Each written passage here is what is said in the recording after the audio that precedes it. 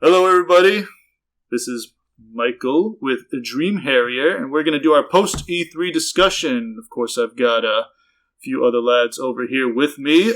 I'll start over here with John. How's it going? Good. I'm Jonathan. Ramses in the Discord. Yep, nice to have Nectron0 in the Discord. Awesome. And we also got Pete over here. Hey, how's it going? All right, awesome. And I'm Ragar31 in the Discord. That would be it. If we're talking Discord. Yeah. And also on the Twitch. That's true. On Twitch. Yeah, we have a Discord. Come join it if you'd like. We talk about stuff. Last week we posted a whole bunch of Steam demos and then subsequently played them. That was cool. You intro Piff. Also, I'm Piff. Yeah, no, I was getting there. You mentioned the Discord. I was like, yeah, I'll talk about the Discord real quick. But yes, finally we do have Piff here. Known as Piff. Yep. Yes. Sometimes with a number at the end of it. Sometimes. Only sometimes. Yeah, no. But it's a fancy Roman numeral number. Sometimes. So you can tell that I'm more sophisticated than your average internet user with a number at the end. Yeah. That's what my 13-year-old brain told me. Yep. Again, I wanted to cash in on that Discord server advertising. But yes, we're all here. We're talking about E3. Talking about E3. So I'll say not a great E3. Probably not the best, no. We covered the pre-show a couple weeks ago, had some expectations. Some were made, some were definitely missed. I don't think... I think there's only a couple companies here that brought anything to the table. Like, for some context on my end, like, on Twitter I posted, like, whether a conference or presentation met or missed my expectations. Usually there's an option for exceeded expectations, but... nothing quite got there. I can't say I found a reason to use it. There were one or two good shows in this thing, but most of them were pretty bad. Yeah. But I don't mean to poo-poo too much on, it was definitely a desperate situation right now, just trying to get content together after some crazy times. But I think you could definitely see how COVID has affected these companies. For sure. And it's shocking how just so little at some of these shows. Yeah. And obviously we're going to dive into that a little bit. We're going to go different order from the last time. Last time we kind of started with the big guys like Microsoft, Bethesda, and Nintendo. And I think we're going to try to get the smaller shows that we don't have as much to say out of the way up front. Yeah, exactly. So some of the smaller shows, and then we're going to end with Microsoft and Bethesda and Nintendo and kind of get into the nitty-gritty there. And with the biggies. Yeah. They had more to show. But if we're talking about conferences where there's not too much to talk about, we might as well get started with something that's at least kind of fun, and that was the Devolver press conference. Yeah.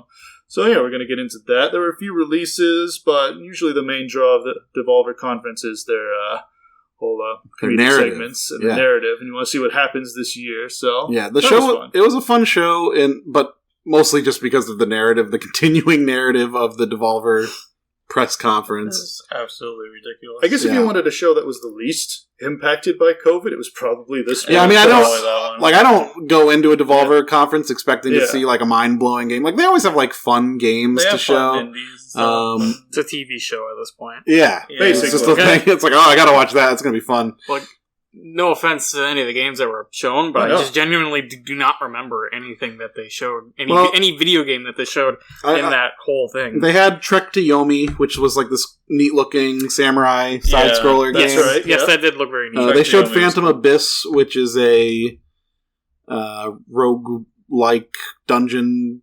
parkour game, which has been in early access. It's a game that was already out prior to the show. Right. They showed Wizard with a Gun. That's right. I listened to that. That looked neat. They showed Death's Door, which had been seen before the show as well, which I think looks really cool. Something called Inscription. Yeah, I can't remember. You got your Demon Throttle physical release order in, right? Yeah, there was some cool stuff. I didn't buy Demon Throttle. Oh, you didn't? No. I remember you were in the I was tempted. You were in the wait list. Yeah. Okay. You can just go buy it now. Oh. That's easy. That's not surprising. Yeah. But a fun show. Yeah, there was some stuff. I just don't remember. But now that you refresh my memory, several of those games looked quite neat. Yeah. I remember lots of hand sanitizer and chili dogs. They did eat a lot of chili dogs. Yeah. And of course, they usually try to dunk on the industry a little bit with like the Max Pass Plus or whatever the actual name was. And your subscription services and your fun show. Just fun for it. It was funny. They got the actual CEO in there. If that even is the actual CEO, I don't even know. know. She's an actress. She's also an actress. Yeah. No idea. Not actually their CEO, but it's fun. Yes.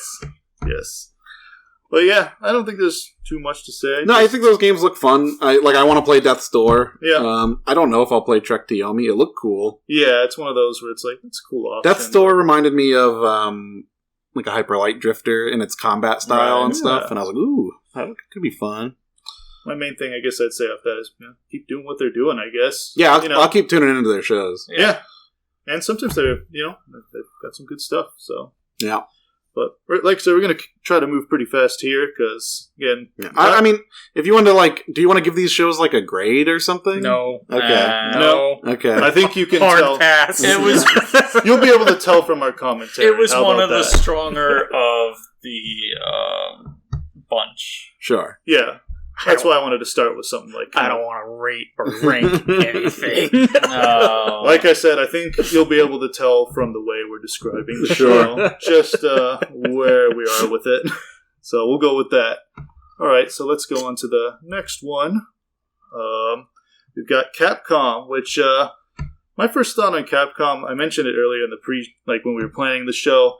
They came out with a tweet that showed the games they were going to show, and they showed exactly that. Just those games. Just those games. So the surprise wasn't there, but... I think Capcom had a bad show.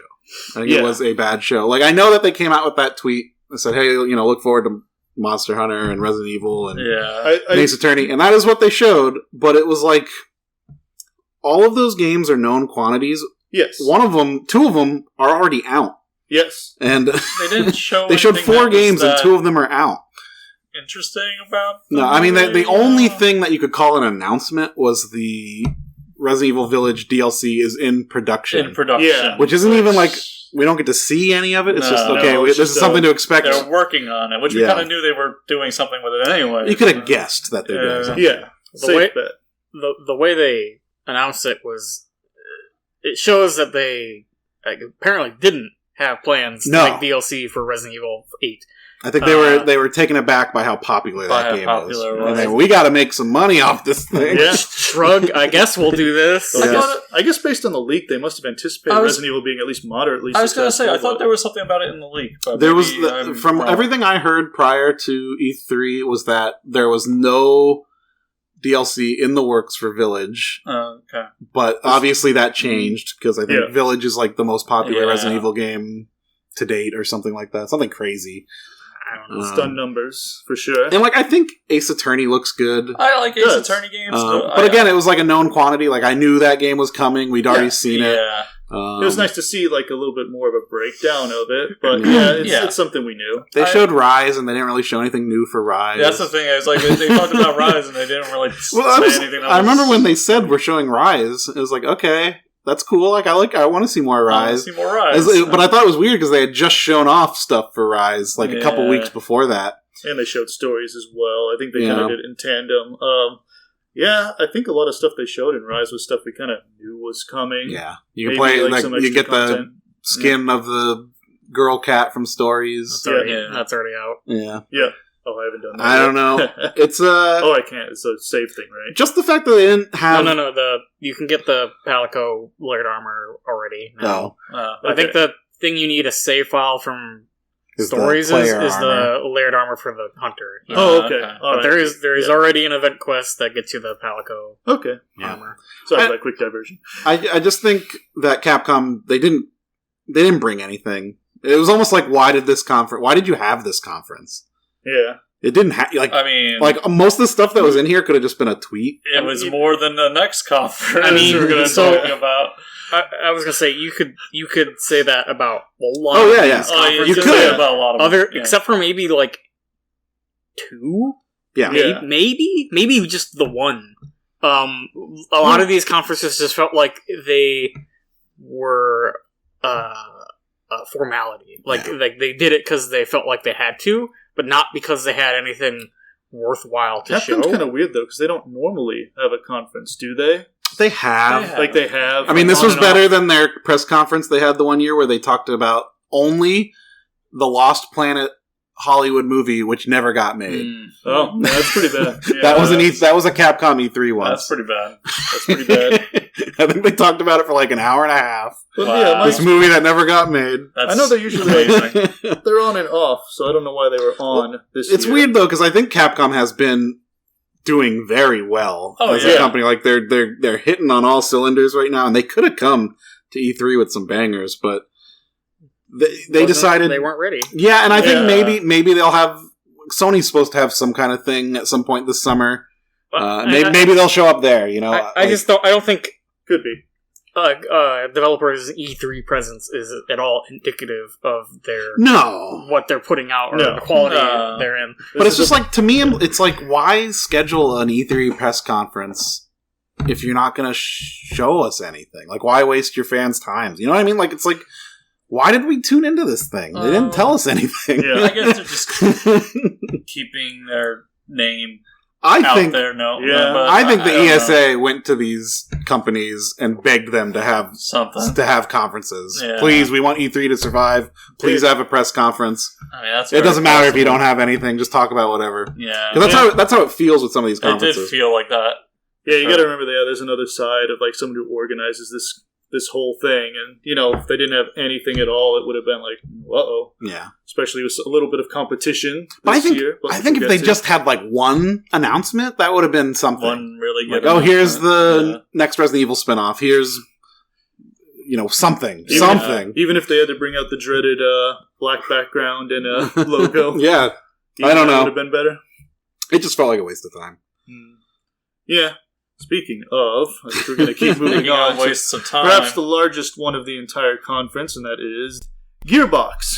Gearbox's a complete and utter embarrassment. Yeah, easily the worst conference of the entire show. Yeah, it was terrible. A low bar that I didn't know you could set that low. Like, it might be worse than when Konami brought out Mr. Caffeine or whatever. Because at least Konami. I don't remember. I thought that was like Ubisoft. I don't remember. Are you talking about the 1 million troop guy? That was Konami for sure. I remember that one. Konami had a bad one. Which guy? Once. I forget what game it was, but like, it just had this guy out. He said, "You'll be able to fight 1 million troop." Yeah, and he kept saying 1 million troop. That was like 99 Nights. Something like that's the game. Yeah. And Mr. Caffeine was in fact Ubisoft. Okay. All right. I think they brought him back, didn't they? I don't know. Oh, I remember. It wasn't like the second year. They brought him back like the year after or but something. It like gave me shades of those like embarrassing conferences, but this is worse because this wasn't like I didn't want to laugh at it because it was bad. You know what I mean? Yeah. Like you laugh at like Mr. Caffeine or 1 million troops or whatever. Yeah. This was just nothing. It was nothing. All the other bad conferences at least had the fundamentals together. They had like, okay, we have a presentation structure. What we're presenting is bad, but we have a structure and we at least have some fundamental idea of what we're doing. This conference started with Randy Pitchford just walking around the set of his Borderlands movie. Oh, it didn't just start. Being real proud of himself. They kept going back. They went back one. He starts there and then he ends with it. I feel like it was more than that. Like it felt like that was the whole conference. Almost. No, it was open with the movie and then announce Homeland 3 4 times. Yeah. And then almost like an ad. And then do really bad comedy sketches with this like university gimmick. Right. Yes. And then and they were like terrible, like really terrible jokes. And it didn't help that this conference happened directly after Devolver. Like we watched Devolver Digital and then immediately went into this Gearbox and it's like this is so unfunny in comparison. And also just leaning as hard as they can on the success of Borderlands. Yeah. The whole conference was just like, hey, remember that one good thing that we made that people like? In some but it's weird though, because that's pretty cool, right? Everyone likes this one thing we made. But they also didn't show anything new. That was the thing. The Tiny Tina's Wonderlands was announced at Keighley's Summer Game Fest. Like, that's where we heard about it. And it was just a CG trailer with, a concept trailer kind of thing. So I was going into this conference thinking, well, they'll probably show gameplay of this thing now. We'll see what it is. That's something they can show. They just showed the same trailer again. It's like, why? They could have. What are you doing? They could have focused entirely on Tiny Tina's. Yeah, it would have been better if they just had a structure. And why? And they announced Homeworld 3 4 times. Yeah, like he kept coming up like Homeworld 3 is in production. 3. It's like, okay, but and they didn't show it. They didn't have anything to show this game. They just kept saying it, and it was like, why? And then they announced Godfall for PS4. Yep, a game that the developers kept claiming could only happen on PS5. Here it is on PS4, which is fine. Yeah, that wasn't the worst thing. And the most gameplay we got from Gearbox was the Tribes of Midgard, which had already been announced at Keighley Summer Game Fest. This was just a waste, and it's just like just like why? And it was unfunny. It was an unfunny waste of time. Yeah, the impression I got was that Randy Pitchford. He wanted to show off his movie. Really wanted to be a big boy and have an E3 conference like all the other big boys. Yeah. And this was just him. You can tell he's proud of his Hollywood picture. Yeah. He's going to end by talking to Hollywood star Kevin Hart. Of course, he had to stroke his ego. That's having just terrible jokes with them, and not even these big stage presences could help him. Not even in the least bit. No, it was just awkward, man. And we just talked about Capcom being bad. I just need to stress one more time. Just at least Capcom had a schedule. Capcom was boring. It wasn't embarrassing. Yeah. This was. They were trying to be funny. It wasn't funny, and it was boring. It was just even doing terrible. Here? Yeah. What? Just terrible. Yeah. But anyway, enough dunking on Gearbox. Let's go into some shows. I would say they get a little bit better from here. Yes. I think Capcom and Gearbox are the worst of everything. And I don't think the next few shows are amazing, but they're better. We're getting into one that I said on Twitter, kind of met my expectations because Ubisoft, you pretty much know they're going to come in with you kind of had an idea what they were going to come in. And Ubisoft's biggest problem is how predictable they are. Yeah, that's exactly it. Yeah. I had them meeting my expectations because they were exactly 100% basically spot on. They're going to talk about Far Cry. They're going to talk about Rainbow Six. Yeah, of course they are. They're going to do Just Dance again because they do it every year. They show that new Rainbow Six game. Yeah. Extraction. They went into a lot of detail about it. Yeah, they showed gameplay. It looked good. Yeah. If you care about Rainbow Six and you're interested in this spinoff, they showed something. Sure. They showed something. Riders Republic looks pretty fun. It's not remarkable, but the quality has shot up a little bit. You know, I also want to say Rocksmith. The new Rocksmith. Yeah, Rocksmith actually looks really neat. Yeah, subscription really service. Neat. Yeah. Seems like there's some genuine potential there. Yeah. I mean, they've done it before, but to build upon it and expand. Yeah. It was a long time ago. But you get, like I said, you get your Far Cries, you get your Assassin's Creed, you get your Just Dance. Yeah. It's always the same with them. They had a few little, I'm excited for Mario and Rabbids Sparks of Hope. Oh, yeah. That was the best game they showed. The only shame about it is it got leaked. It got leaked hours before the show, which takes a little oomph out of the announcement. But I do think the game looks like an all-out upgrade to the original game. In every way, it looks like an upgrade. It looked fun. Yeah. It had a lot of charm to it. And that was the funnest part of the show. It was the most entertaining. Oh, yeah. And I think I love the team that's behind it. Is so passionate about this project. It's just wholesome to watch them on screen. You see their studio, and they've got merch and gear all about the series. Oh man, they're all in. So nice to see. Then they ended on something I guess that was a surprise, but I guess the relevancy is in question. But Avatar Frontiers of Pandora. Oh, right. It's a massive game. See, John forgot too. He was like, "Oh yeah, Avatar." Avatar's pretty forgettable. Yeah, I know in general.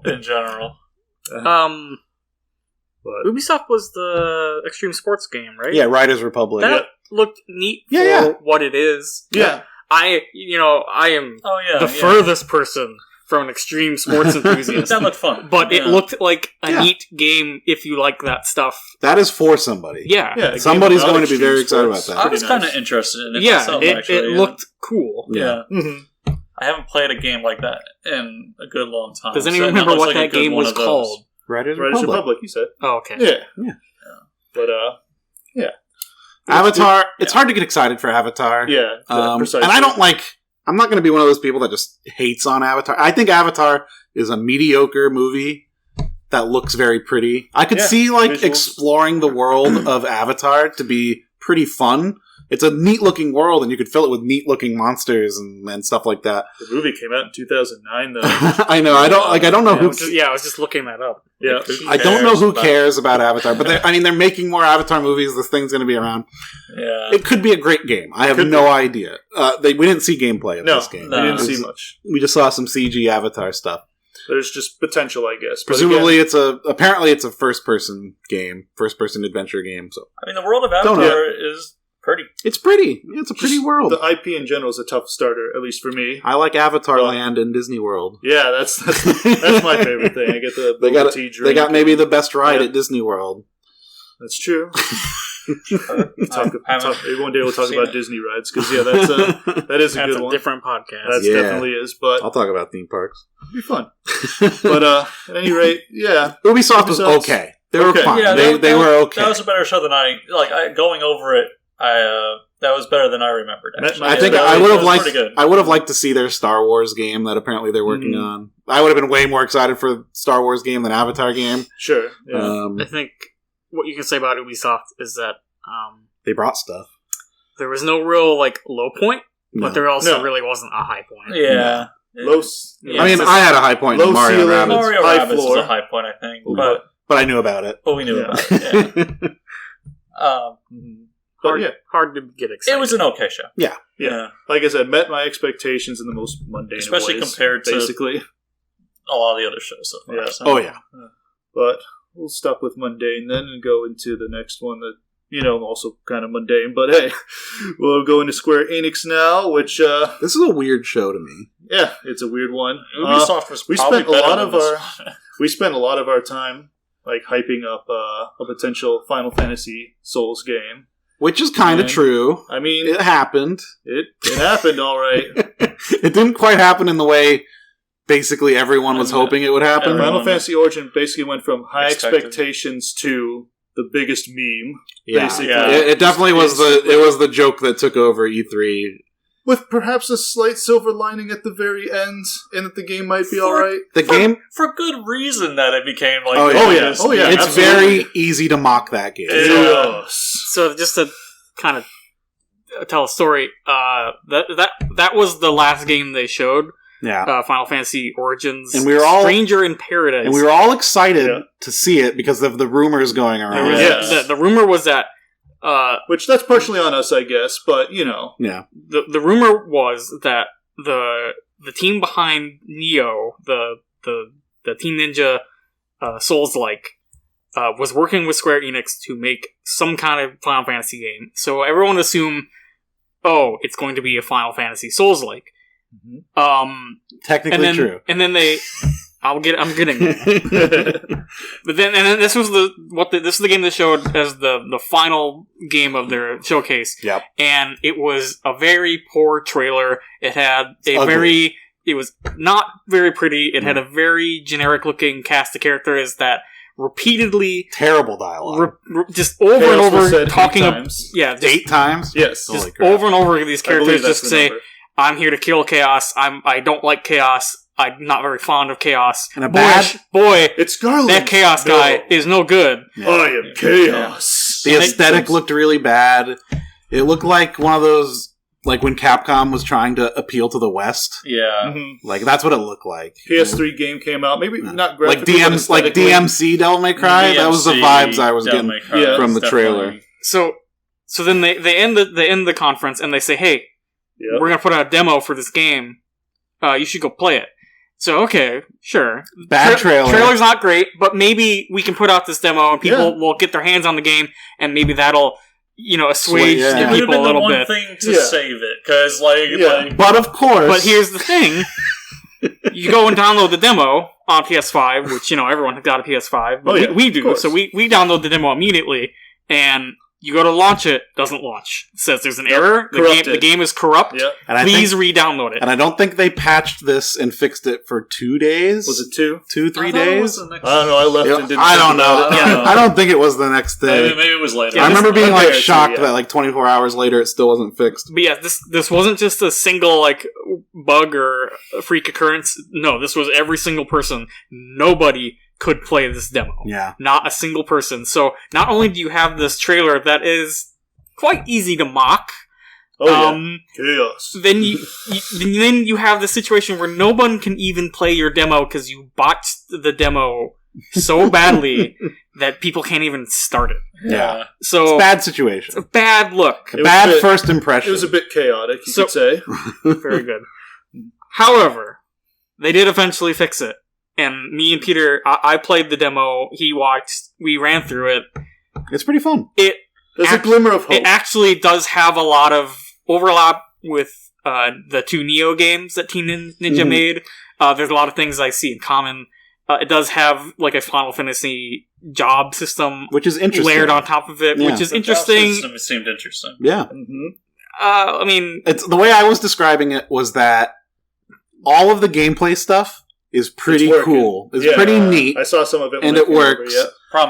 Promising. The other thing, so like anything Team Ninja, I assume touched, pretty good. The other stuff that Square is in charge of, pretty bad. Yeah. Like, those characters are still bad. The dialogue is still bad. They did offer feedback. Dialogue was terrible. And we'll see what comes of that. Maybe something, but who knows? Like Peter said, I think the only thing that's likely to change is the Team Ninja side of things, which don't really need to change that much. Yeah. I mean, you never know. There's a glimmer. Because both Neo games had a similar thing where they put out like alpha and beta tests that you could download to try out before the game came out, and they took feedback, and in a rare occurrence in the video game industry, they actually listened and changed both games. Like not just the first game. The first game they changed substantially, but the second game they also still took feedback and changed things, and the demos were different than release. Better games because of it. Yes. So it's not completely it's not completely unimaginable that they might listen to complaints and try to change things and make the game better. It's just, will Square allow changes to the characters and dialogue, which I think is what people mostly have an issue with. And I mean, that stuff's probably harder to change depending on how far along they are into you have to delay it. But I think like for instance, a lot of people are complaining about the main character. They don't like him. They think he's boring or bland. And he's just Mr. Angry Man. And just another example. I've seen a handful of people say, "Man, I wish this game had a character creator." Yeah. Like Neo 2. Too. Yeah, I think I even mentioned that on the first podcast. Or even just a better main character. Yeah, I mean, I think either of those. But that's really hard to do if Mr. Jack is central to the story they've lined up, which kind of sounds like he is. So I think we'll see what they do with it. I'm curious about the game because I do think it is neat. One thing I'm kind of hoping for, if regarding Jack, is both Neo games had a mechanic called transformation, where you could transform your player character into like another character from the game, like a character from the story or a boss or something, and it was just a visual difference. So, like, if you don't like Jack, then maybe there's potential that this game will have a similar mechanic where you can change into another character that is maybe more appealing. Because I think they might do it. Because it'd be really easy to say, hey, you want to play as Cloud? You want to play as Cloud? Pay us a little money, play as Cloud. Then you just jump into a cutscene and it's just Mr. Chaos. Yeah, whatever, man. That's exactly how the transformation mechanic in Neo worked, is that as soon as you got into a cutscene, even if it was like a small cutscene of just like a boss busting through a wall or something, you would immediately revert back to William, or the player character from the second Neo game. So like anytime there was any kind of story happening, you were still the intended character. Yeah. So the transformation was just sort of like hey, if you don't want to look like this while you're playing the game, you have that option. DMC did similar things too, where you could play as Virgil the whole game, or you'll play as Trish or whatever. Didn't those characters have like gameplay differences? I'm pretty sure Virgil didn't. Maybe they did. I don't remember, in all honesty. But yeah, who knows what they'll do with that? Who knows? It's a weird thing. I want it to be good, but chaos. All of the story stuff around it is just kind of terrible. Gameplay's not that bad. Yeah. I have some reservations with the job system and how it might actually play out in the full game, but we don't have to get into that right now. Like I mentioned, it was like massive hype, then watching the hype just crumble down. Like, that's happened every E3. It did not look like what I thought it would look like. It was not the Final Fantasy Souls like people were hoping It is required by law that like some hype just gets destroyed during E3. But at least for this one, you can say there's potential still at the end of it. I would call it a misstep for Square in their showing, at least, especially because of how it all went down and the demo being broken. Not great, even if the demo ended up being pretty fun. Yeah. Anyway, there are other games. Yeah, the other game they showed, the big other game they showed was Guardians of the Galaxy, which I think looked pretty fun. Yeah, that was the highlight of their show. Really. Yeah, if you really think about it, it had everything too, because like they unveiled a new thing, they showed up like neat little trailers, but then they showed a ton of gameplay. Yeah, like maybe too much gameplay. Maybe a little. It went on a little long. Maybe it went on a little long. But I mean, looks good. It does look good. It looks like what you want. We at least know what it is. It's on my radar. I'm down to play a big single player adventure action game. I'm glad they're making that. Out of everything. I'm sure if it's something I'll ultimately pick up. That was awesome. Yeah, it's something that's there. They showed off some mobile game stuff besides that. An update to Marvel's Avengers, which I can't care. I'm sorry. Yeah. I see Final Fantasy VII, The First Soldier. Yeah, you got that mobile game. They showed Babylon's Fall, which could be fun. It wasn't a great showing, that trailer. Oh yeah. Did they want that to be their like games as a service? Yeah, that's their take on. They want something in that realm. I don't know. Maybe we'll see how that comes out. Yeah, we'll see. Life is Strange. It's good to see them still doing that. Yeah, those are known quantities. Yeah, they're known quantities, but it's nice to see. Yeah, I like Life is Strange. Yeah. But yeah, I think the biggest thing we wanted to talk about with Square Enix was the Chaos Man's adventures. I will look at Guardians, and it's on my radar. And Guardians was probably still the highlight of the show, though. They showed those pixel remasters and those remasters. Yeah. Apparently they're not great. They're not actually pixel perfect remasters, despite the name of the Final Fantasy ports have been suspect. All their sometimes. Ports have been pretty suspect. They look recent times. They look better than some of the other ports. Oh yes. Yeah. Oh yeah. That's for true. Yeah. So a lot of their. You're just hoping they've learned some lessons. Yeah. Anyhow. Moving on. The next thing I have on here is Summer Game Fest, which. They showed quite a few things, but they get the 3 words. Keeley had it. Yeah, Keeley did have it. So, this was the Elden Ring show. Yeah, we were all watching it, waiting for Elden Ring. There was a couple other things before we get into Elden Ring. This is where they showed off Wonderlands, the Tiny Tina game. They showed off Metal Slug Tactics, which looked kind of cute. Yeah, I like the look of that. Yeah. Kojima showed up with Death Stranding Director's Cut, which was a weird fucking trailer. That was weird. Which made it look like Metal Gear Solid. Yeah. So I don't know what Kojima's doing. No one knows. He's off the rails. It's fine. Let him.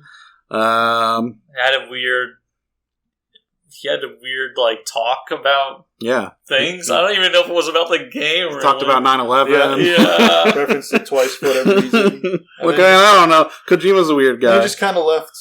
Yeah.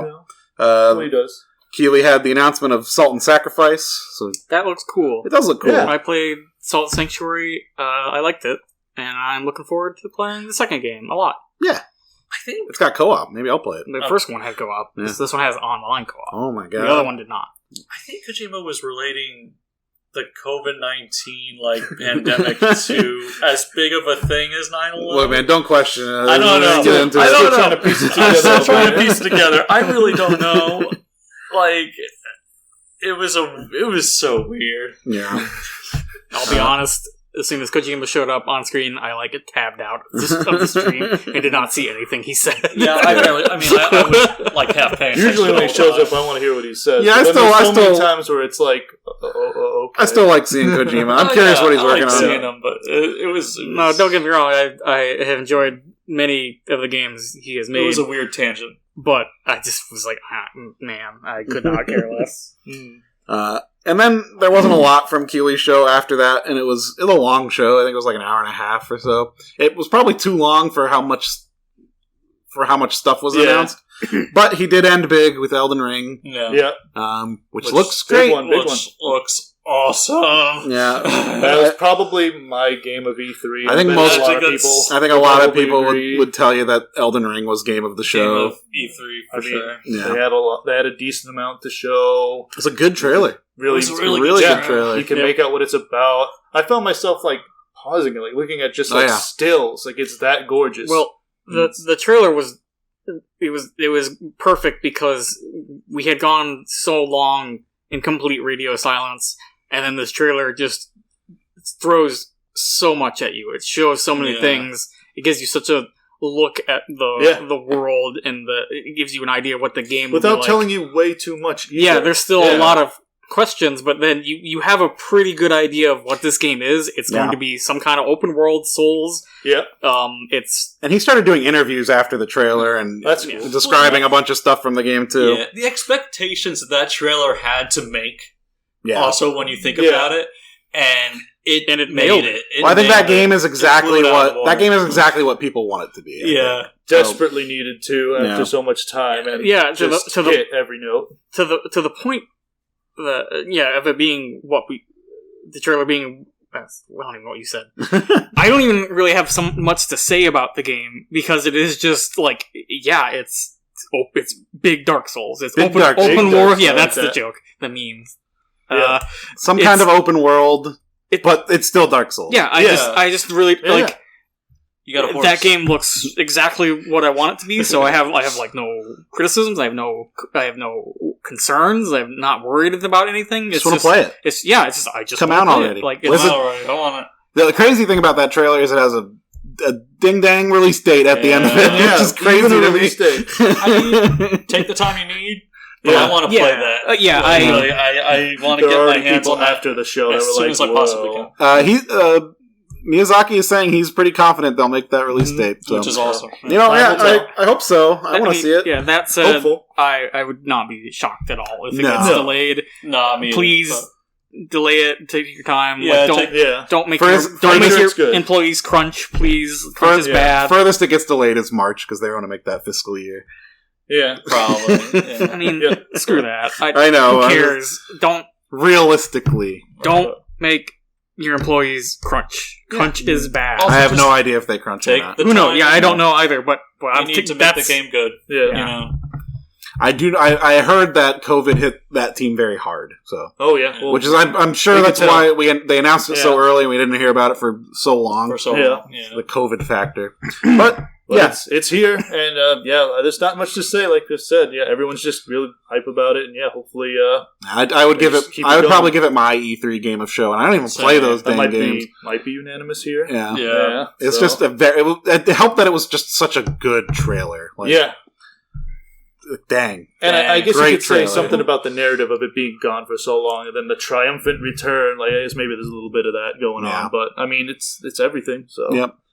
We'll move on to Xbox and Bethesda. This is the second to last one that we're going to talk about, but I think it was overall a pretty good show, and they showed quite a bit. That's kind of Xbox's MO these days. Just keep dropping. Started with Starfield, which also got leaked even sooner. It was an hour before, an hour or two before the show. And it didn't have gameplay, but apparently there was an in-engine, which is believable scene based on what we saw. And they're talking about it. It's one of those things where I'm sure that game will be Fallout in space. I was going to say, ever the meme he is these days. Todd Howard said it's Skyrim in space. Yeah. So, but of course it is. Yeah, I want to see more of that, and apparently it's coming out next year. Yeah. So I'm sure we won't have to wait too long until we see actual gameplay of that thing. I want to see it. Yeah, I'm curious. Yeah. Maybe there's an event later. Who knows? But again, that was only the beginning. Yeah. So they showed Stalker 2, which I have no real interest in, but it looked nice. It did look cool. It looked nice. I thought some of us were into it. Yeah, Forrest is excited for Stalker. Yeah. That's understandable.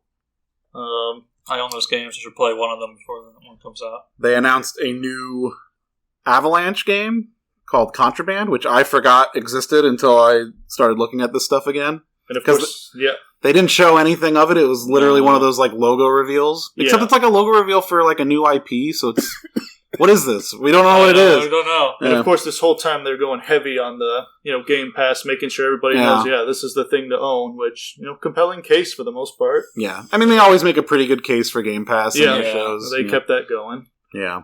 Showed the new Yakuza Like a Dragon's on there now. Yep. All those games are, and then all the Bethesda games they added. So they showed off Battlefield 2042, which everyone I've heard talk about E3 has said this was like a highlight for them. It looked that's understandable. If you're into those. I've never really got into Battlefield. Been a Battlefield person, but it did look cool. Like it looked if you're gonna play one of them shooters, it looked like a fun one. Yeah. Who knows? Maybe I'll give it a whirl at some point, maybe. Yeah. I don't know what to think about Battlefield, because I feel like every time I see someone talk about Battlefield, it's complaining about Battlefield. Do you guys know that Simpsons meme with Groundskeeper Willie? Where he's like... Well, I don't know yet. Where he's just like, so-and-so are natural enemies with so-and-so, and it's just like... Just like everyone's at odds with everyone else. It's just like every Battlefield fan hates every other Battlefield fan. So it's just like they just seem like they're never happy. Yeah. So I don't know. I don't know what is a good Battlefield and what is not a good Battlefield. Sure. I couldn't tell you. Sure, man. I couldn't tell you. Yeah, I don't know. It's so far outside of what I'm focusing on. Yeah, understandable.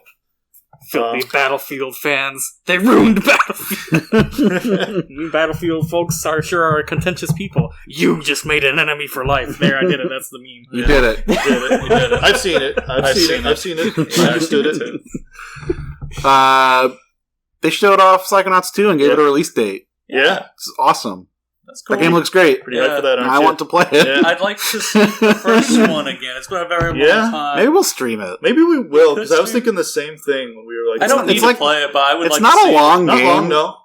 We did it for a long I love it. We'll talk about it. Let's not make any promises while... I recently... Angie had never played it, so I had her go through it not long ago, and it was great. She loved it. Very nice. It's just a fun game with the great characters and stuff.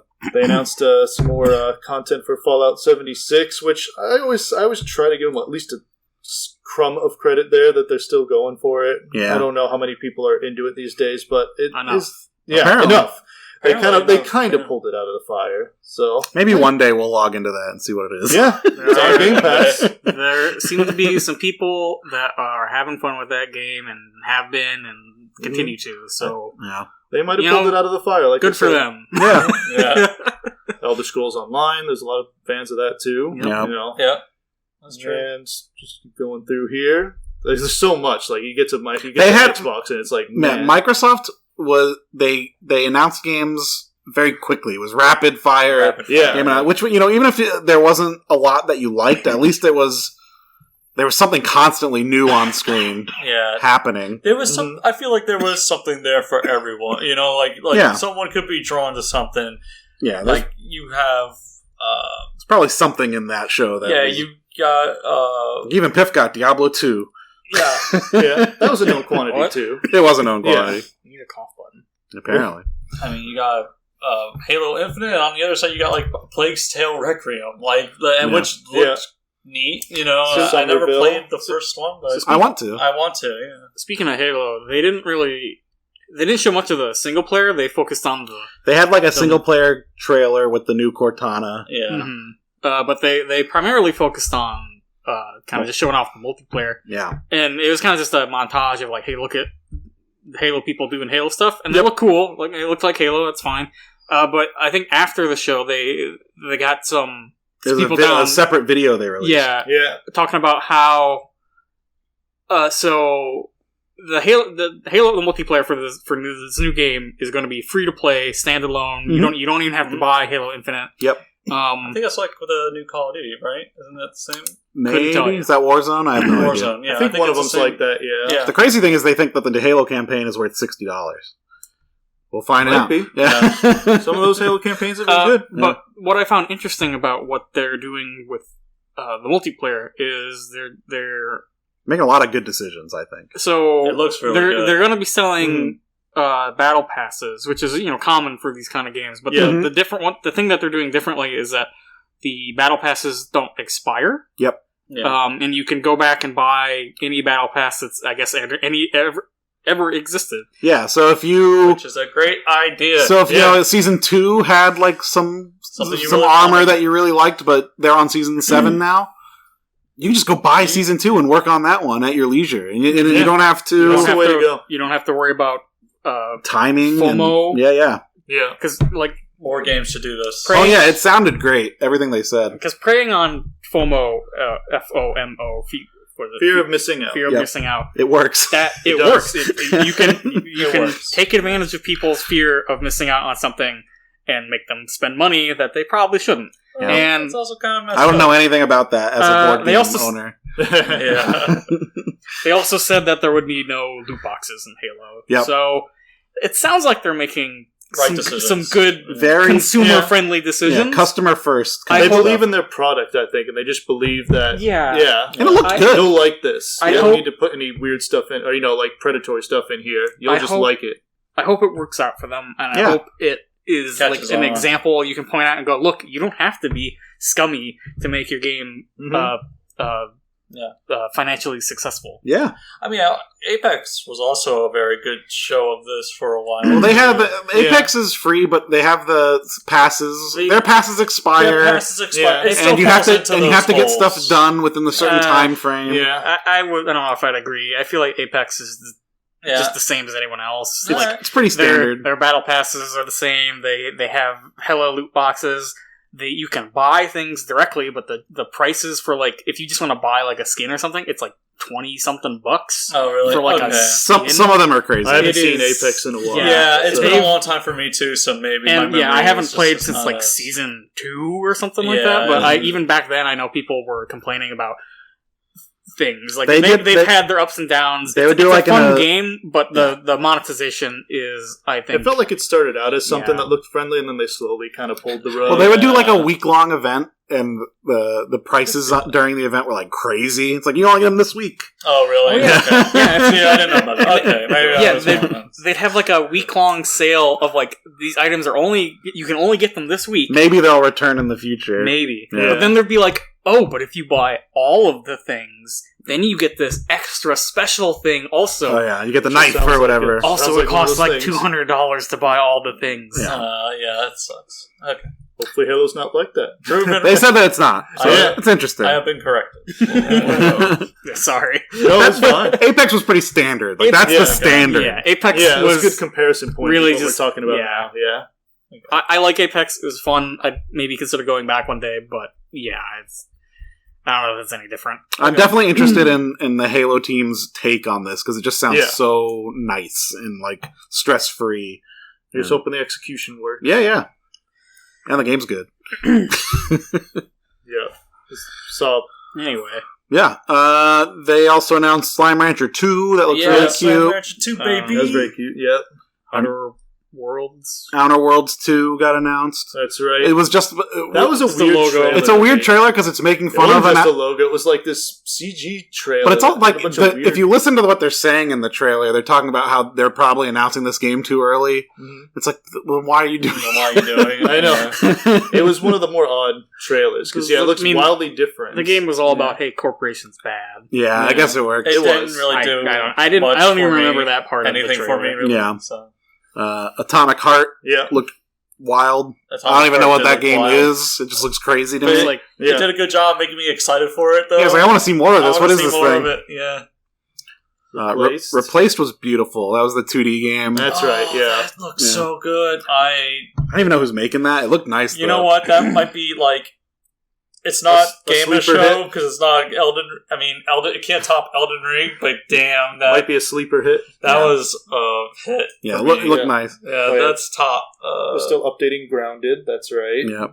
Microsoft Flight Simulator continues to look nice. Coming to Xbox. Did you just go past the Among Us update? I did. What the heck? Got more people in the game now. That was the first place they showed that, wasn't it? Yeah. Now you can have 3 sussy people. Yeah, 3 imposters. 3 sussy bakas. 3 sussy bakas. They announced Forza Horizon 5. Yeah, and they went into that quite a bit. It looks good. I'm sure if you are a Forza Horizon fan, you're probably pretty excited for that. Looks great. It's weird that they announced that before Motorsport, which had already been announced. Yeah. I haven't played a Forza in quite some time, but hey, Game Pass, you can kind of just check it out. Yeah. So. It is very strange. There isn't an explanation for that yet either. It's just... I don't know. They must be doing crazy stuff with Motorsport. Maybe. Yeah. I don't know. Yeah. And then they ended with the new Arcane game, Redfall, which was just a CG trailer. Yeah. No gameplay. You learn a bit about the characters, I guess. Yeah, I mean, there's characters in the setting you learn it could about, be an interesting setting. I want to see more. Show me it. Yeah. I was expecting...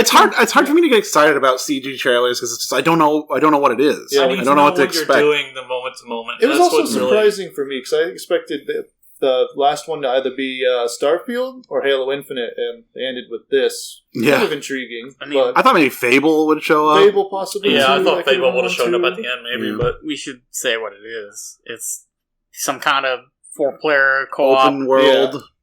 You're fighting. I guess they called it an open world shooter. I'm just saying what was in the trailer. There was 4 characters with looked like different abilities or powers, fighting vampires with guns, fighting vampires. So it's I guess that's what the game is. Yeah. But it's made by Arcane, who does the Dishonored. There's potential. We don't know anything. Yeah. No. We don't know. We just know what they said. Which, open world co-op shooter, whatever that means. They did call it an immersive shooter. There's a robot dog. Not a lot to go on, adorable. But an aesthetic at least. I think Microsoft had a pretty decent show. Pretty good show. Especially when compared to all the other shows. Their formula works. They just go. That's like fine. there used to be E3s in the past where you would talk about other stuff, show dancing, show sales figures, show this and show that. And they just realized eventually, if we just keep showing trailers back to back to back to back to back to back to back, it works and people like that. And keep doing what you're doing, I guess. Yep. It works. Premium purchase. Premium. Yeah. That was Devolver. Yeah. But, they were definitely taking a stab at Game Pass, which, fair enough. But I like Game Pass personally. But, But. Okay. Before we move on to the last thing, which I'm sure we're going to spend a decent amount of time on, can we just make a quick aside and talk about the Next Fest? Yeah, sure. I'm not sure what exactly Next Fest is. I know there's a ton of things on Steam right now. Mm-hmm. Demos. It's lots of independent demos. Well, I don't know if it's all indie devs, but it's a lot of indie devs. We did a stream of it where we checked out several of the demos. Dave, aka Snake Man, also did his own solo stream where he checked out some of the games. There's some cool ass games. In this list. Yeah. Like some of them they showed in like the wholesome game stream for E3 and like the other. There was like 3 different indie game shows this E3. Which Indies brought it. Yeah, Indies definitely like we it. talk about like E3 was kind of like a maybe a downer, but I think there was a lot of indie games that got shown here and there that were pretty cool looking. Oh yeah. Like you have standouts? Well, yeah, I think we played Death Trash on the Saturday stream with the group. I think that looks really cool. Yeah, Dave, that looked fun. The other standout, and this might be like my standout. I know it's Dave's. Dave played on his solo stream Glyph. Yeah, which is a game where I wish we played that one. Is that one? Are the demos still available, or did they go? They're gone. They were gone as of 1 p.m. today. I'll check that on. I'd watch. You have to go watch Dave's stream. So that game looks rad. You're like a little like ball, like mechanical ball that can transform into a beetle, but you're mostly the ball, and you're just jumping and bouncing. Physicsy. You have a lot. Cool. Like it's very floaty. You can get a lot of momentum and speed, but like you just have like it looks like you have really cool like air time and air control, and it I didn't play it, but based on what Dave was saying, based on watching it, it looked fucking awesome. Yeah, and I'm not. It doesn't even seem like you're kind of. That's what I'm saying. Yeah. I don't normally like get much out of platformers. I'm pretty lukewarm about platformers nowadays. This is just a pure platformer that looked really cool and was doing something for me, and so I just want to say. Like, go check out Glyph. It looks super cool. Yeah, couple other things from that. The Little Witch in the Woods. Is that what it's called? Cute. Angie is so excited for that game to come out after playing the demo. It was very cute. Too. What else did we play? We played. I really like the photography one. Toem. Yeah. this wasn't streamed. I played this on my own, but I played Unsighted. Yeah, look cool. Which the trailer looked cool. Man. People, I guess, compared. It looks kind of like, or reminds them of Crosscode. Yeah. I don't know that gameplay-wise there is much in common. Mm-hmm. I think it probably has more in common with like Hyper Light Drifter, and then you have like sword and gun. Sure. But I played it. It's a short demo. It looks really cool. It played cool. I'm looking forward to it. So like, nice. I came out of this E3 with like 5 indie games on my Steam wish list, which is odd for you. Which is odd for me. Yeah. It's cool though. So yeah, I just before we move on to the big one, I just wanted to, have a brief aside that, hey, indie games. I think, indie games are cool. We should stress indie games a bit more. It's just because, like, the big AAA studios, like, they can go to E3, they can completely bomb, and whatever, who gives a crap? Yeah. But I play a lot this is their big chance. Yeah. I play a lot of indie games, and it's nice to see that community doing really well, and having a space at E3 is really cool. Yeah, when you see an indie game at E3, they're putting it all on the line. Yeah. And, that's... There are many more... Exciting. From the show that weren't even a part of Next Fest. Oh, yeah, I ended up taking down just because they looked so cool during the E3. Yeah. Like, there were a lot of... We could talk forever about some of the indie stuff. Yeah. So, I mean, I would say go watch some of those. Go watch the Wholesome Direct. It was cute as hell. Watch that. Indie shows. A lot of good ones. I'm pretty sure some of the ones we played were in that. Yeah. If you want to take anything from E3, I would say go see those indie shows. Yeah. Very nice. Big ups to the indies. So, last guy on the list. Yep, we're talking about Nintendo to finish out the Nintendo Direct. That was on Tuesday. Now, I don't think it was the last show, but it was one of the last shows. I think Capcom came after. But we wanted to end here with Nintendo because, there's always a lot to talk about. I think for me, this was my favorite show, at least of the big guys. Just had the most stuff for me in it. And some fun announcements. Yeah. So do you want to go in order of... Yeah. They opened with Kazuya for Smash, which I think is a great trailer. Him throwing... Yeah. Starts with him throwing Ganondorf into a volcano, and then later Captain Falcon and all the other characters. Just about everyone. Kazuya. With his trademark kazoo. Yes. Yeah. With that weird smile. Kazuya. Whatever, man. Just... Every time you say it, I'm thinking like my brain goes to like Banjo-Kazooie for some reason. Banjo-Kazooie. Yes. I like that. Kazooie just comes out of Banjo's backpack with a kazoo. Yeah. That's how they should have debuted him. If you ask me. I don't know how fans reacted to him. I'm sure they're not great. It probably depends on the fans. People, I guess, tired of fighting game. If you're in the fighting game community, you're excited. If you're not, the same people that hated Terry probably hate Kazuya. Kazuya is fine. It's a fine character. People should chill out. Yeah. It makes sense. I don't know how people at large, I just reacted, but I just know I saw similar reactions to Terry, and they're like, who is this fighting game guy? Yeah. People don't like fighting it. Whatever. You can't please everybody. That's the bottom line. What a shocker. A character was announced for Smash, and people complained about it. Yeah. Well, I wasn't Master Chief, so I'm still let down. They announced Guardians of the Galaxy for the Switch, which it has come out that is a cloud version of the game, which makes sense. Yeah. There was new Super Monkey Ball. Yeah, that's exciting. New in quotes because it's a remaster of the first 3 games. Yeah. Which are the games you want remastered anyway. Yeah, and it looks good. It looks fun. Monkey Ball people, I'm sure, are happy, and I want to play Monkey Target. Sure. Yeah, it's been a long time. It's been a long time for me too. Probably since GameCube days. It's a good time for it. That's cool. Keep Monkey Ball alive. Make better Monkey Ball games, please. Yeah. Let those people make an F-Zero game. Yeah. That'd be crazy. That would be crazy. Yeah. Nintendo announced Mario Party Superstars. Yeah. Is that I kind of missed a little bit of that. Is that like just a collection of mini games, or is it no? It's got board. So because they had a Mario Party game on 3DS that was just mini games. It was just mini games. It was like the top 100 mini games from the Mario Party series. But for whatever reason, they're like, no boards, though. Even though that's like the glue that holds the whole thing together. The mini games, man. Like, no one wants to just sit around and play the mini games. My nephews do. They're wrong. No, it's got 5 boards, which is probably on the low end of boards for a Mario Party game, but it's 5 boards from the first 3 Mario Party games. Nintendo 64 Mario Party. Yeah, and then games throughout the entire series of Mario Party. All with button controls, and I mean that sounds good. It looks good. It's in the Super Mario Party engine. One day, if you like Mario Party, it seems like a neat thing. Yeah. It seems like a thing to own. So. Yeah.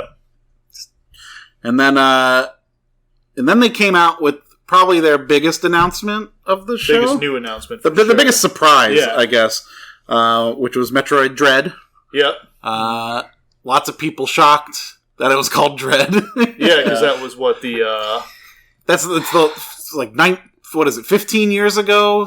There was IGN had the follow-up to Fusion. No. Yeah, or was it before Fusion? In Metroid Prime. Well, that's part of it. But in Metroid Prime 3, there's a data log you can find somewhere in the game that says something Metroid Dread. There's the Dread project. Yeah, something like that. But even beyond that is IGN had or Game Informer, I think it was Game Informer, had like a scoop that Nintendo was working on a new 2D Metroid 15 years ago. Yeah. It was going to be called Metroid Dread. Metroid Dread. Yeah. I remember hearing about that. So it's like this long-running...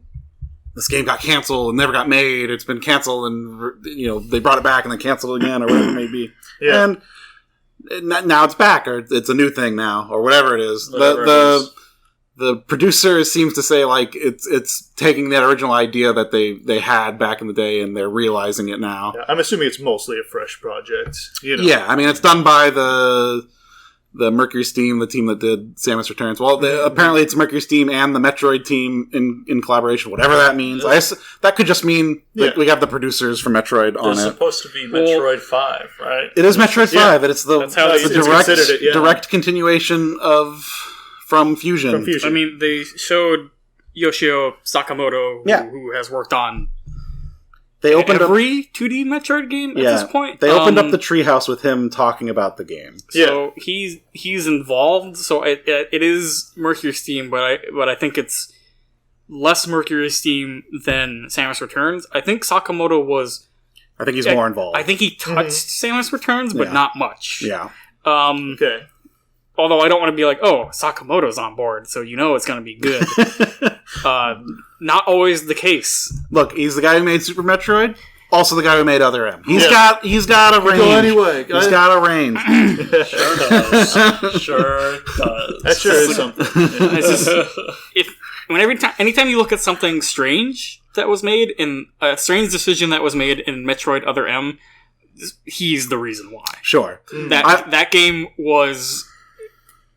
That was his George Lucas moment where he had control over everything and no one told him no, and that's the way that game is the way it is. Yeah, it seems like looking at the trailer for Dread, it doesn't seem to have any of that story stuff. No, I'm not trying to make a comparison to Other M and Metroid Dread. I'm just saying just because Sakamoto's involved doesn't. It's good to know. Yeah. Sakamoto needs an editor. Yeah, sure. I don't know. I'm just. I think it looks good. I like the weird robots chasing you down. I like the inclusion of you can now use the dual aiming while moving thanks to the second control stick. That's just a pure upgrade from Returns. It had the vibe like you're being pursued in a way, which is kind of interesting. Yeah. I think it looks better basically in every way than Returns did. I don't know. I definitely want to see more. I want to see how it's received, and I'm excited to play it. It looked cool, and I like on my radar for sure. Yeah, I need to play some of the other ones too. It was a cool announcement in that I did not expect to see the words Metroid Dread on screen anytime ever. It wasn't the Metroid game people were looking into, and I guess a footnote is they said, "Oh, by the way, we're still working on Prime 4." Yeah, I feel because they couldn't show a new Metroid game with the people be like, "What the hell happened to Prime 4?" It's like, hey, we're still working on it. Don't worry. But that was. Basically, Metroid Prime 4 was a footnote. I do wonder when we will see Metroid Prime 4. Yeah. Because, God, I want to see it.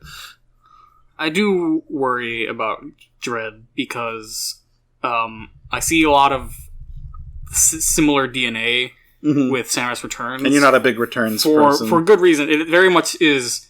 It looks like the follow-up to Samus Returns, because that's what it is. Yeah. It's kind of, And same team. I have played just about every mainline Metroid game there is, and including Samus Returns, and I just did not really care for Samus Returns at all. I don't want to say it's the worst Metroid game because Other M exists, but I finished Samus Returns and just had no desire to really pick it back up, and I don't know how much of that was just they did a bad job of reinterpreting Metroid 2. I should say I've never played Metroid 2 proper. I've only played Samus Returns, and I played the fan game AM2R, or another Metroid 2 remake. I think Metroid 2 has some fundamental problems with its... I agree. It's how its progression works. Metroid 2... yeah. Metroid 2 is maybe the least Metroid 2D Metroid. Mm-hmm. So I'm hoping they don't do that with Dread again. Please let Dread be fully explorable. None of this gatekeeping. Go on. No, it's okay. I was just saying, because I don't really have much of a stake in this, but I saw someone saying online how they thought these new return or whatever returns, whatever it's called, returns, and this one, Samus it seems Returns. like they lost a lot of the atmosphere. And I think Returns had atmosphere. Some of the mystery. It didn't look great because it was a 3DS game, I think. Some people have a problem with the 2.5D stuff. I think I think they felt like it made it too much linear action game. Well, that's what Metroid 2 is more linear than really good. Or at least that was their opinion, and I understand that. I don't know if maybe that's what you also think about Metroid or Samus Returns. Well, I do think the game is kind of ugly, and not just it's a 3DS game. I think it's just the art direction is kind of poor for 90% of the game. There is a later area that looks a little better, but it's still not great. I kind of like what they did with the backgrounds. That was what I was thinking of, but I just don't agree. I think frame of reference personally. Yeah, I think I have no frame of reference for these. I think Samus Returns just doesn't really have any of the charm or personality of a Metroid game. Right. It just felt... You don't like how Samus... I like some of the moves that Samus does. She takes out the Digger Knot. She just blasts it from behind, it's getting up to crawl at her. I always like that characterization. Right. It almost seems like a call at Other M or something. She's cool, man. Yeah. Let her be cool. Let her be cool. I do agree with that. Yeah. For sure. I'm fine with that. It's just the moment-to-moment gameplay and the environments just felt kind of bland and bleak. The Metroid has always had a really strong atmosphere and tone.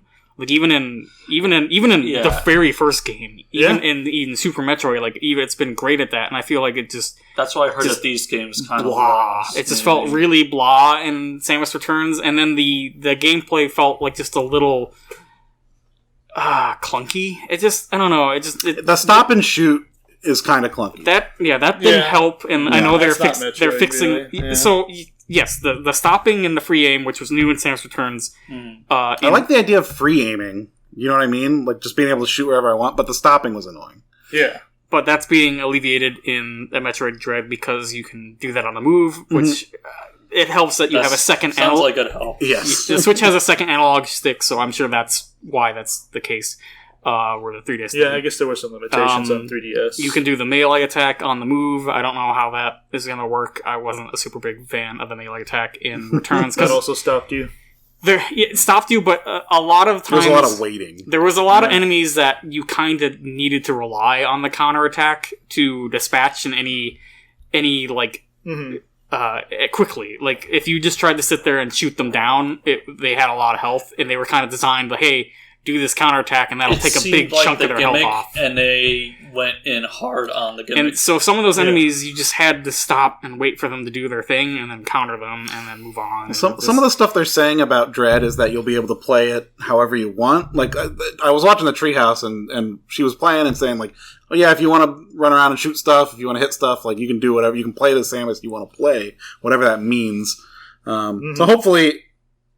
it lines up with what more people want. Yeah, I don't know. Maybe they picked up I guess some stuff. The point I'm trying to make is that I see it as just, and like I said, it is the definite follow up to Samus Returns, and I really hope they improve on that, because I felt Samus Returns was a poor showing for Metroid, and it didn't really push my buttons as a pretty long time Metroid fan. I've been a huge fan of Metroid since like the Game Boy Advance with Zero Mission and Fusion and Prime coming out on the GameCube. I've gone back and played like the original Metroid. I played Super Metroid countless times. I really like Metroid, but it just, there's something about Samus Returns and maybe Metroid Dread that just kind of doesn't feel quite right to me. And hopefully they we hope they're good. The good news is not out yet. So hopefully, as someone who I liked Returns. As someone who liked Returns, I'm excited for Dread. I hope more people like Dread. I hope it's good. I hope it's good. We'll see. I hope they prove me wrong. I hope it comes out. We didn't really see much of the game. Yeah. I hope it comes out and it blows my mind, and that'd be great. It's great. Yeah. But we all want Metroid to be good. Yeah. Maybe they'll come out with a demo too. Who knows? Yeah.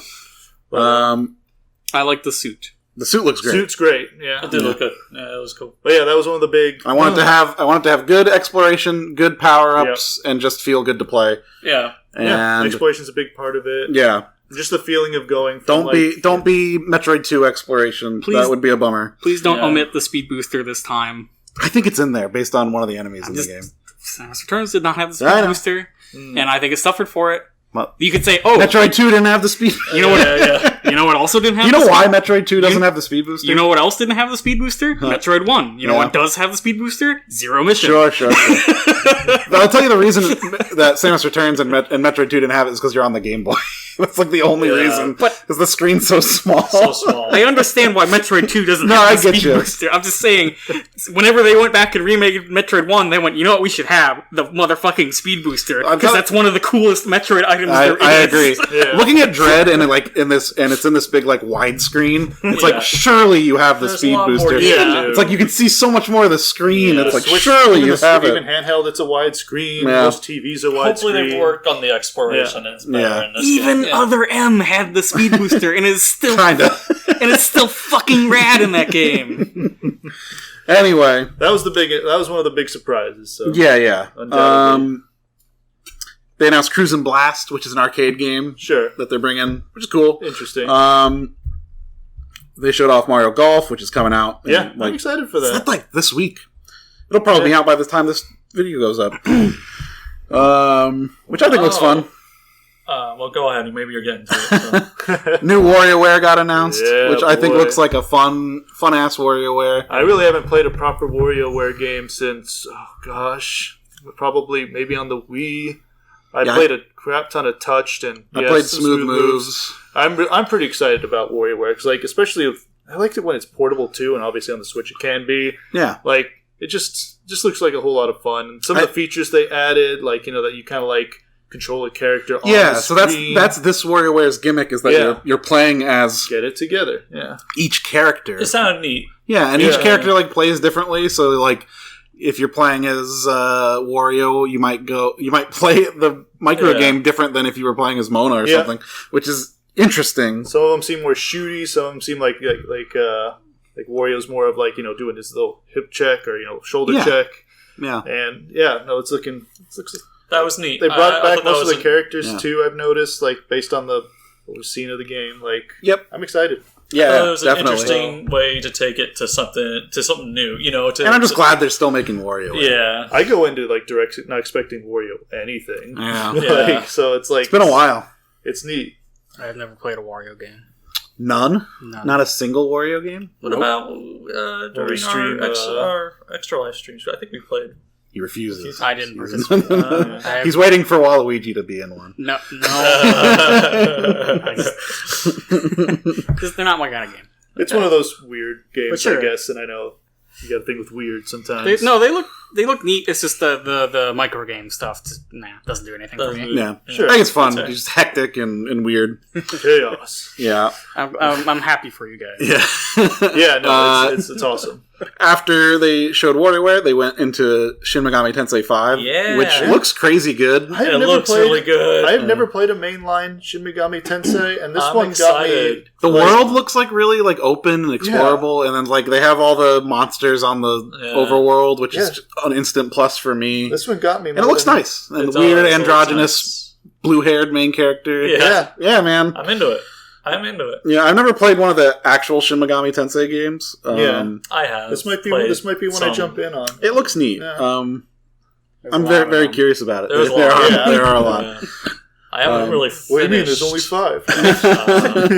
There's many flavors. There's a lot. Because they always do like a second version of the game, right? Dude, I don't know. Because they on the 3DS, there's 2 Shin Megami Tensei 4s, right? That might only be 4. There's like 4 and 4 Apocalypse or something. I could not tell 4 you. Apocalypse. I don't remember. I didn't play that game. Yeah, I don't know if it's Monster Hunter. Yeah. It's G rank. I played the Devil Survivor games. Yeah. Yo, it's G rank Mara coming at you. Yeah. Oh no. I was tempted to pick up the Nocturne as well, but I haven't yet. That's supposed to be a very good. That's supposed to be a very good Shin Megami Tensei game. Strange Journey I've also played. I really like that. Yeah, I'm curious about it. I don't know if I have time to play a big open world RPG, but it does look fun. That's understandable. They announced Fatal Frame coming to the Switch, which was trapped on Wii U. Yeah. Also announced for like the Xbox and PlayStation and PC. All the new. I might play it because I never played it. I didn't have a Wii U. So. Yeah, whenever a game can be freed from Wii U prison, that's always it's always good. Come on, Wind Waker. All the old. It's got to be coming. I don't care what Anuma says. All the old Danganronpa games are coming, and the new one as well. Yep. So that's exciting. Tony Hawk. Super into that. I would play. That's a good way to play the Tony Hawk games. Yeah. Play on mobile. Switch. Yeah. I might get that for my Switch. They showed off Strange Brigade. I can't remember. They've shown this game before, right? Yeah. Am I crazy? So. I feel like I was like, I've seen this game before. Pretty sure they have. Yeah. I don't know anything about it. Yeah. Nintendo also kind of just went. Like, we talked about Microsoft doing it. Nintendo really does that as well. They kind of just said, now we got this, now we got that.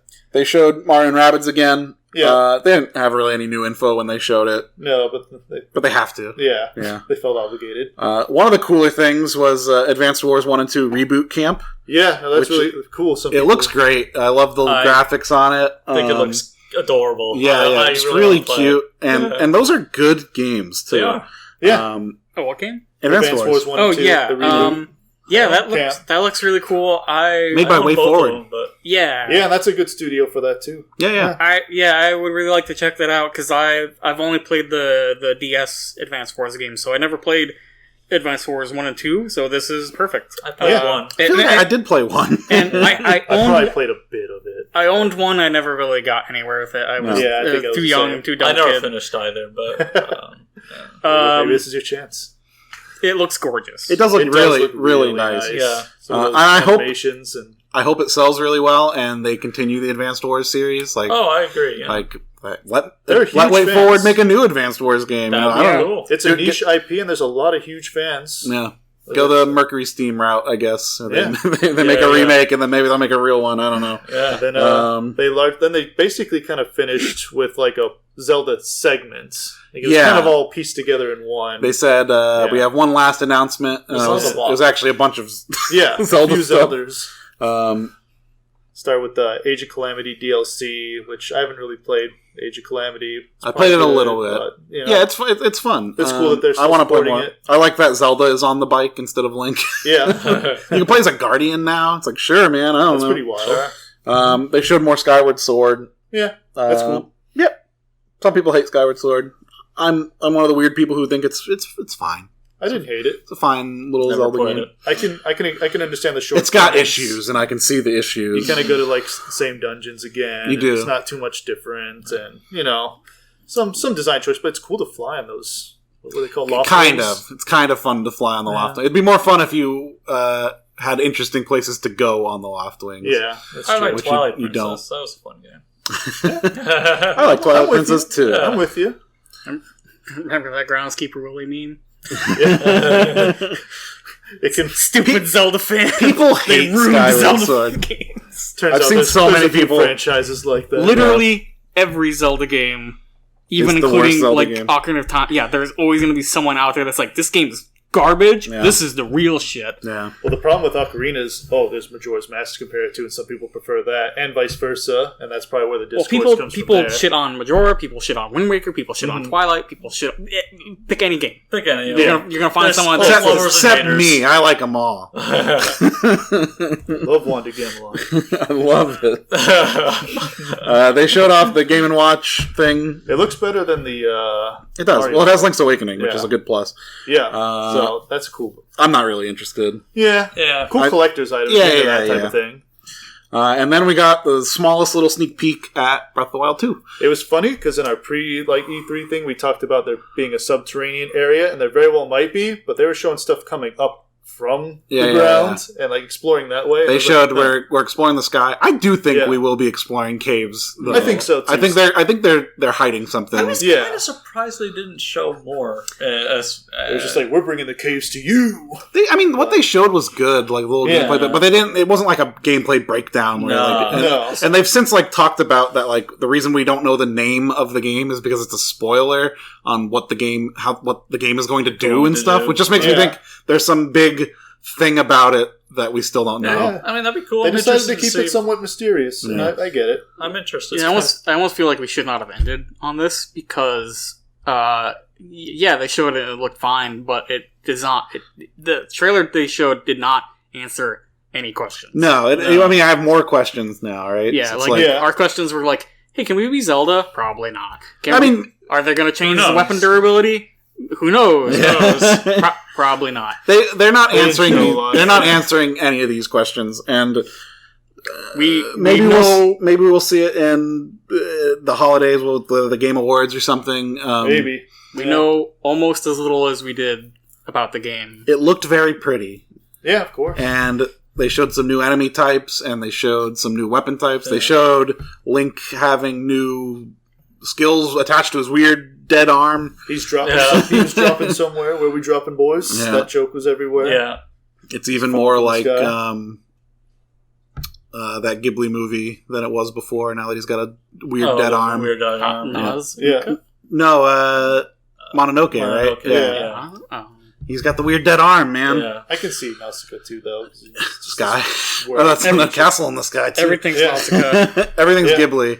Everything is Ghibli. It's all Ghibli. I mean, obviously I want to see more Breath of the Wild. Like I said, it looked fine. It just does not answer any questions. No. Yeah. It's just like, okay, I guess we'll wait another 6 months. Maybe we'll get a blowout with the Pro announcement, like, here it is, and we're ready to show it now that we can show you the Pro console. And that was a big conspiracy during, like, the entire show. It was like, some of these games are looking pretty nice and pretty smooth. A lot of people said Rabbids. I don't think Rabbids looked, like, crazy. Like, I think that game could happen on normal Switch. I don't think it's indicative of the Pro. I do think the Pro is a real thing. I hope it is. But the big question is, are some of these games running on Pro hardware? Maybe. I don't know. Yeah. The real answer is probably they're running on a PC somewhere. That's the people thing. Do kind of forget that. Probably just running on a PC somewhere. That you can't just do that. But I don't think they're going to be showing stuff that could be Pro. I think when they show the Pro, we'll see what it looks like and what those games might look like. Right. Yeah. I don't know. Absolutely. Breath of the Wild's up there for Game of Show just because I am so excited for Breath of the Wild. Yeah. If they showed that seemed to be like the two big things that people are going, is it Elden Ring or is it Breath of the Wild? And it's probably Elden Ring because they showed that more. For me, it's definitely Elden Ring.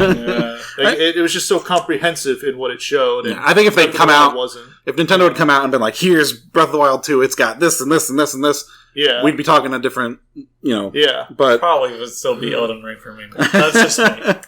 It's just because of how comprehensive the Elden Ring showing was. Yeah, honestly, as far as I'm concerned, the whole of E3, like the real winner was Elden Ring, but also indies. Yeah.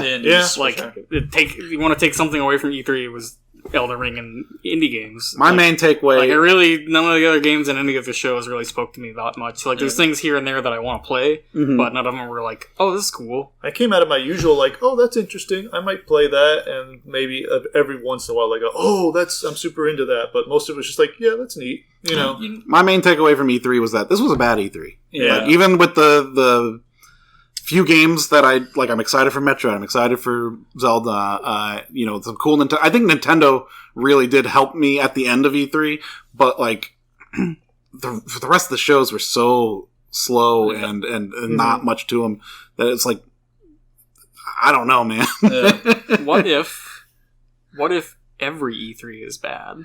I mean, I think a lot of the times they are. And even with this bad E3, I'd still prefer this to what happened last year, where it was just like lots of announcements spread out throughout like 6 months. It's fun to get that few days of major. Yeah, I like the 4 or 5 days of just like, I want to sit down with my friends and watch this. Yeah. Even if they're bad shows, I still get to sit down and watch it. And it's we can make fun of it. Yeah, I still prefer it to the alternative, even with this bad E3. Yeah. Hopefully, these companies recover a bit from COVID by next year, and they have more to bring. Yeah. You know what? I was if E3 is still a thing. Surprised by, and I wonder if that's COVID related too, maybe, but because it was such a big game during COVID. And, like, I'm surprised we didn't see any kind of update for it at the Nintendo show was Animal Crossing. Yeah, I've seen people talk about this, and I think Doug Bowser even said, like, we're still working on Animal Crossing. Okay. And they have stuff to announce, but they didn't show it. That is interesting, yeah, because it was huge. It was huge. Yeah, and they haven't had, like, a big update in a long time. I wanted something to get me back to that, and I didn't think about it until quite after the show, actually. I kind of forgot about it. No, that's a good point. That's a shame. Animal Crossing's like the second best-selling Switch game after Mario Kart, which is huge. Insane. Yeah. Well, it came out around like March, or like right when everything just kind of came to a head and everyone was home. It was the right game at the right time. Yeah, absolutely, 100%. But you think there would have been some big update, but maybe COVID kind of kept it from... Maybe. I said, they seem to be implying that there's something there, and maybe it'll get its own little presentation at some point. Yeah.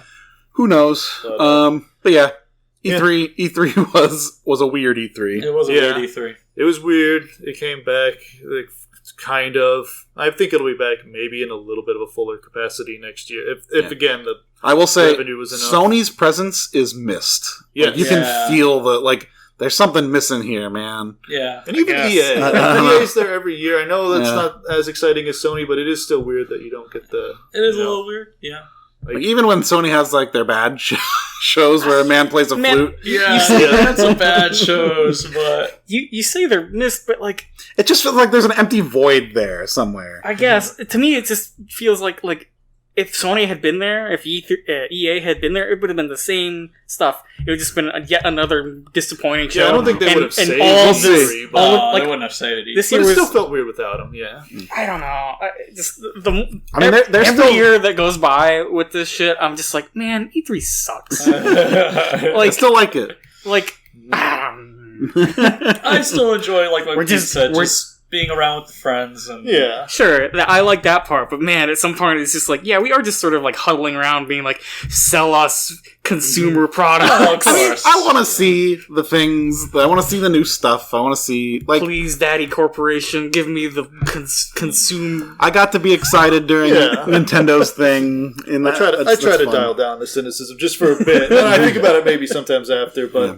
I like being excited, just for no. I don't want to poop on it too much, but part of it is. No, there's always like the inkling in the back of my head. It's just like this is gross. I mean, didn't help that it was a bad E3. You can say that about a lot of things. You can say that about the entire industry. That's another podcast. Another podcast. They completed Psychonauts 2 without a single hour of crunch. Same thing with the Ratchet and Clank game. Yeah. I mean, those are awesome. That's awesome stuff right there. So, good on those teams. Good on those teams. But Ratchet can walk through that bush like in its transition. So it's garbage game. Burn it to the ground. Anyway. I think that'll do it for us today. So that was our post E3 discussion. Look for more stuff down the line. I don't know. I'm not going to say anything definitive, but Yeah. I wouldn't mind a more normal podcast. We'll see what happens. Yeah, we'll see what's working on the ship here. Go watch our indie demo streams. Honestly, I highly recommend the Next Fest stream just to see these games because they're very cool. And some of the best stuff from E3 is in those demos. Yeah, if you missed them, honestly, the indies. They did. But yeah, that was us at Dream Harrier. Again, I'm Michael. I'm Pete. I'm Piff. There's Jonathan there. So yeah, thank you for listening. If you listen to this whole thing again, if you listen to both of these all the way through, then wow, you're the best person ever. Yeah, I appreciate it. And yeah, definitely crazy, but hey, we love craziness here. Chaos, if you will. Chaos. I'll kill it. All right. So thanks for listening, and maybe one more time, everybody. Chaos! Chaos! Chaos! All right, thank you, everybody. See you next time. See ya.